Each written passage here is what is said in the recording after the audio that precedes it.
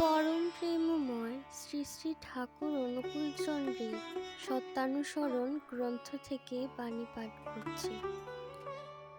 অনুভূতির দ্বারা যা জানা যায় তাই জ্ঞান।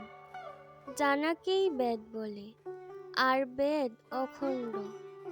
যে যতটুকু জানে সে ততটুকু বেদজ্ঞ। জ্ঞান ধাঁধাকে ধ্বংস করে, মানুষকে প্রকৃত চক্ষু দান করে। জ্ঞান বস্তুর স্বরূপকে নির্দেশ করে, আর বস্তুর যে ভাব জানলে জানা বাকি থাকে না, তাই তার স্বরূপ। ভক্তি চিত্তকে সতে সংলগ্ন করতে চেষ্টা করে, আর তা হতে যেরূপ উপলব্ধি হয় তাই জ্ঞান।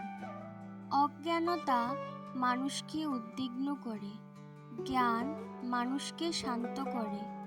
অজ্ঞানতাই দুঃখের কারণ, আর জ্ঞানই আনন্দ। তুমি যতটুকু জ্ঞানের অধিকারী হবে ততটুকু শান্ত হবে। তোমার জ্ঞান যেমনতর, তোমার স্বচ্ছন্দে থাকবার ক্ষমতাও তেমনতর। জয় গুরু।